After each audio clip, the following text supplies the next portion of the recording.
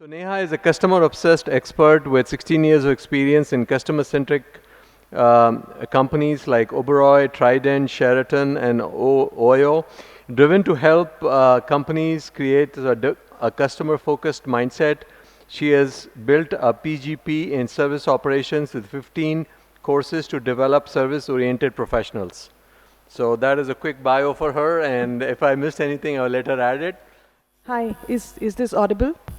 Great, awesome, okay. Great, thank you so much. Thank you so much, Shankar sir, for this opportunity. So just to add to what he just mentioned, yes, I am pretty customer obsessed given the fact of the, you know, starting of my career with the Oberoi Hotels. I think that's one of the most well-known brands when it comes to service excellence. I'm also an ISB alum and drive myself towards customer-centric strategy. I currently work with Antwalk. Antwalk is an edtech company. We do enterprise learning solutions for customer success amongst 12 other academies where we actually build trainings, right? So that's a quick introduction about me. So before we move ahead on culture, I want you to picture this. And this is how I started my career, right? So I want you to picture the Oberoi Uday Vilas Udaipur. And you're a customer. You've just, booked a room for yourself. Here's how your arrival experience starts. So the Oberoi Uday Vilas is on the banks of Lake Pichola. And when you come from the airport to the lake, the first thing that you get to is a boat. So you are welcomed on a boat. From the boat, you go to the jetty. From the jetty, there's a buggy that takes you to the main porch of the hotel. During this, there's an entire procession of elephants, camels, folk dances that actually create the entire welcome experience at the Oberoi Uday Vilas. From here, you're not supposed to be sitting at the reception. You're straight away taken to your room, which is probably the presidential suite, where you have a jacuzzi which has been filled with rose petals just to give you a very warm welcome bath after that long flight that you've taken from either Delhi or Bombay. How did that feel? Interesting. Okay. A lot of people, when I talk to them about the fact that I started at the Oberoi, they say, okay, you know what? Can you replicate that for our organization? Can you make people look great and talk good? And the answer is no, I can't do that. For a very simple reason that customer success is an inside-out approach. What you see at the front line, at the Oberoi Uday Vilas, or many other hotels for that matter, is actually a process that has gone back, starting from hiring, and even back, starting from the vision of the company, to be highly customer obsessed. Not centric, not just success, but actually obsessed with every single thing that you do is highly customer centric in nature. So what we're going to talk about today are two things: what stops customer centric cultures and what drives it. So if we could go to the next slide. So on the next slide, and I'm sure all of us have heard about companies like Southwest Airlines, I just have a video for you.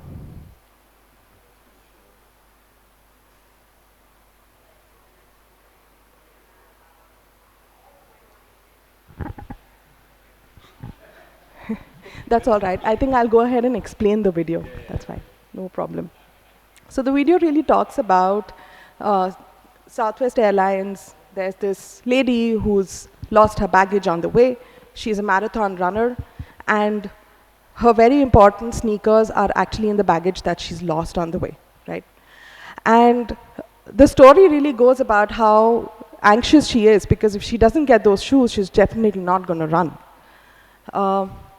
It talks about this customer service representative who takes it upon herself to really deliver those shoes and does it within 3 hours of the flight landing to an obscure location from where the marathon was actually supposed to start. Going beyond, so if you could go to the next slide. Added to this also is the fact that a lot of companies, in fact almost all companies, will tell you that we're highly customer centric in nature, but there are only 8% customers who would actually agree with that organization, right? So what stops customer-centric cultures? If you go to the next slide. Is this familiar? That's not my job. This is not in my policy. For her to really drive 3 hours was a personal ownership that she took.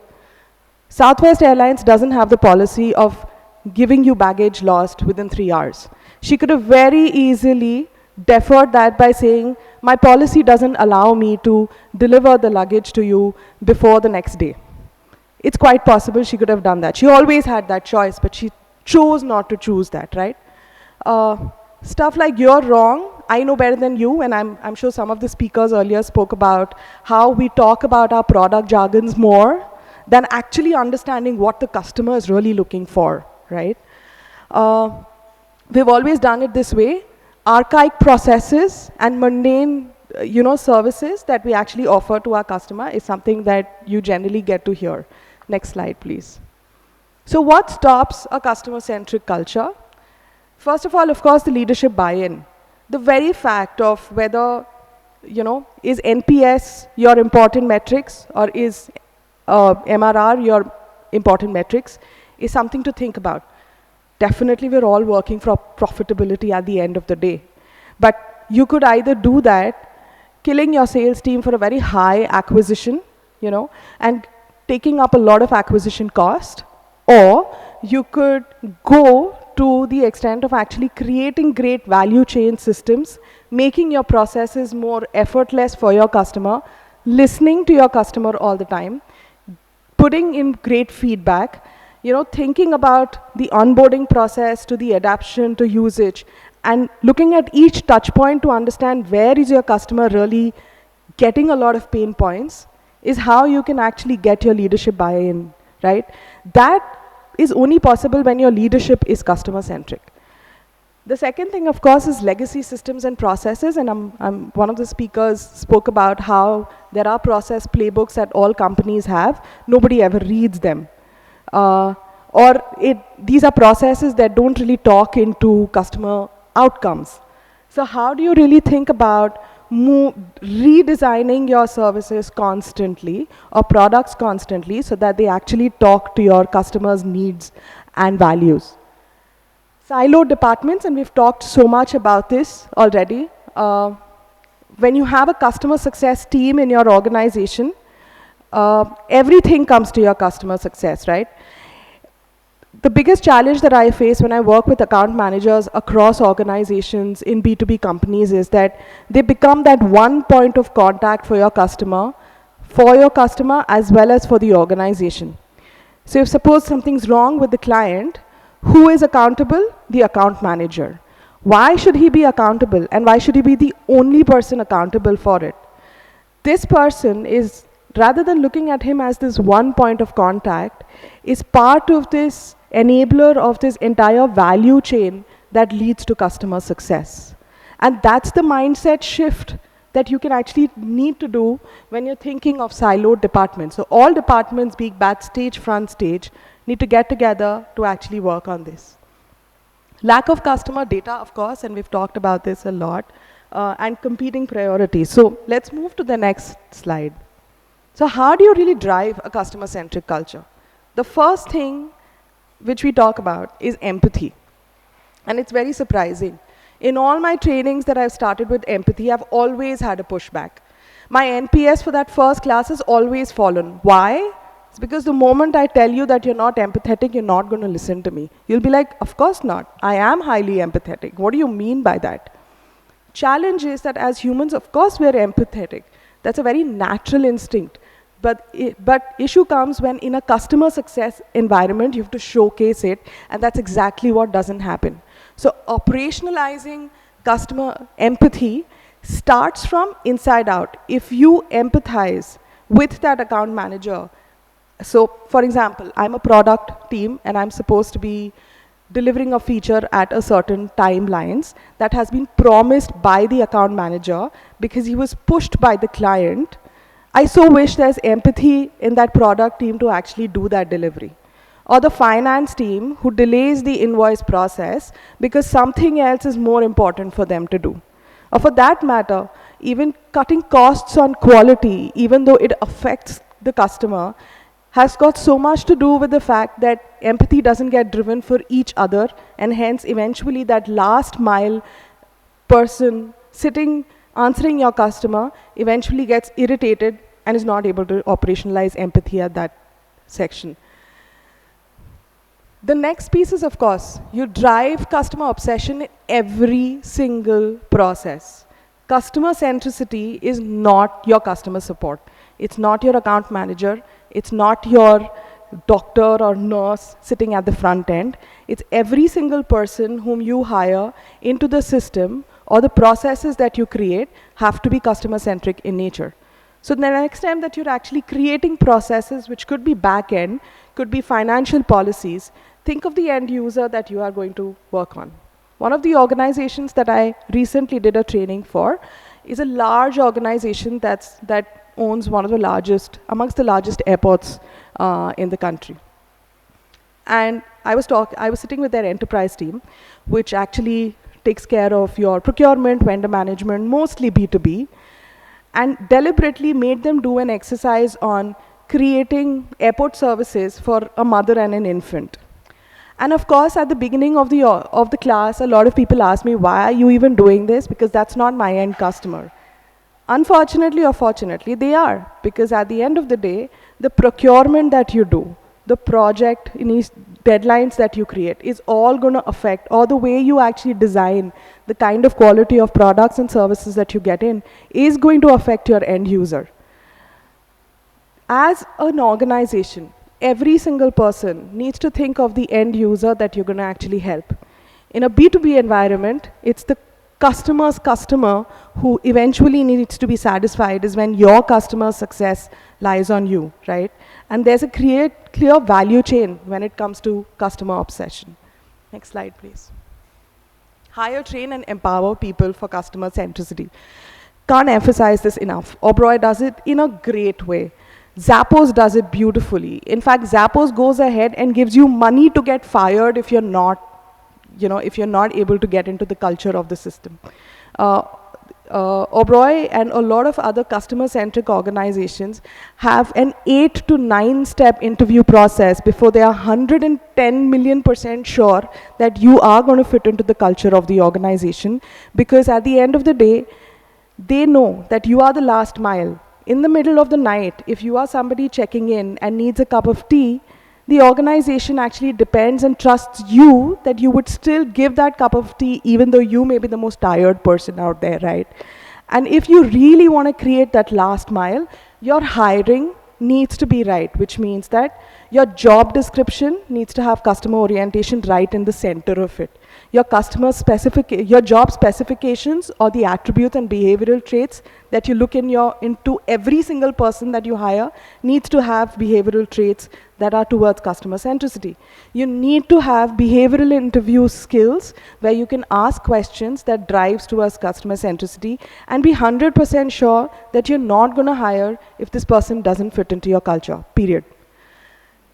There goes, of course, empowerment. Being able to give the rights of decision making to that end person, to your support team, and not putting in a lot of baggage of policies and things you can't do with a customer on that person. Trust your end mile, because they are the ones who will actually deliver in the end. Next slide, please. Delightful customer experiences, and a lot of us talk about this, right? Somebody just absolutely talked about how aha moments get created when you're actually when there's a time value match, right? And a lot of organizations do come and ask, how do you create delightful experiences? Very simple. You don't think of delightful experiences. They just happen by chance. But what makes them happen is absolutely mundane, consistent service, that every time your customer interacts with you, they're able to understand that this is reliable services what you're about to get, right? One of the good examples of this is Disney World, and how they stage amazing shows, right? And I'm sure a lot of us have experienced that. The back end of these shows is absolute mundane processes that they go through in order to make that show happen.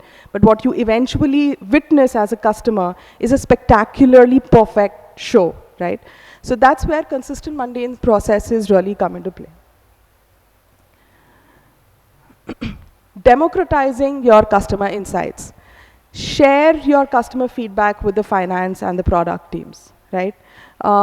Share your voice of customers, NPS, with the entire organization. Make it a talk of the town. If you're a customer success leader, ensure that every single team is talking about customer satisfaction and NPS, even though they may not necessarily be directly affecting it. That's when customer-centric organizations really happen, because they start thinking that how can my processes affect the NPS? That question is important for every single team in the organization to understand. That's when you actually start driving an entire obsession for customer success within the organization. Choosing customer experience over profits and profits follow, absolutely. Very, very easier said and done. It's easy to think about revenues. It's really easier to think about the number of customers, the number of leads generated, the number of leads converted, and the eventual revenue that this particular sales is going to get me. That goes straight away into balance sheets and income statements. A lot of times we're not able to correlate customer experiences with a direct impact on the income statement. And that is where a lot of customer-centric processes or efforts really fail. Because at the end of the day, this customer success manager becomes this siloed person who's just taking care of painful customers, but the realization needs to be the other way around. If you are able to create delightful experiences, obviously leads to advocacy, obviously leads to higher sales boost, and we just saw this in the last slides that, delightful experiences do lead to profits eventually. So this is the last. Continuously improve for customer loyalty. Continuously expanding your product features, continuously thinking of measuring services and putting your service perspectives in place. Continuously thinking of how do I really reduce the efforts of my customers. From every single piece that I do is all about continuously improving to be able to drive customer loyalty. So that's all I have. There was another video on Zappos culture, but I guess we won't be able to run it. So yeah, thank you so much. Any questions, I'll be happy to answer them. Folks here, I just want to kind of quickly, thank a few people who made it all possible. And so, from an idea to giving it some form to, thanks to Manoranjan, Rajat, and Prashant, and to Damodar, Ganesh, Om, Ashok, Preeti for working tirelessly in the background to get all of this taken care of. Then Kunal and Mr. Nehruji for for this facility that we could use, and then the tech team of Bhanu Pratap and Abhay, and then the camera team here. Under the leadership of Abhi, who was here but had to leave. And then, of course, the catering team led by Anand. So there was lots of people who actually participated in the background. So I just wanted to call them out for their role and contribution in making this hopefully a memorable event for folks here. And then also I want to kind of talk about GEMS where we are right now. I don't know if many people knew about GEMS before they came in today. Did anyone knew what GEMS Business School was before they got here today? You knew? No? Nobody knew. Okay, so GEMS Business School, as you can see, has a fantastic location, right? They are part of Bangalore Palace. They occupy all the campuses within the palace grounds. And because it's blessed by the Maharaja himself. So so the Maharaja was the patron of GEMS Business School, and it's a work-study program. And what does that mean? What that means is that the students here work for 5 days and then do MBA on the weekends. So it's basically you kind of earn money for 5 days and then you get to spend it on your education on the other two. So, and they have many specializations. You can go check up their website for more details, jamesbschool.com. And also, I know there are people here, as I said, it's a work study program.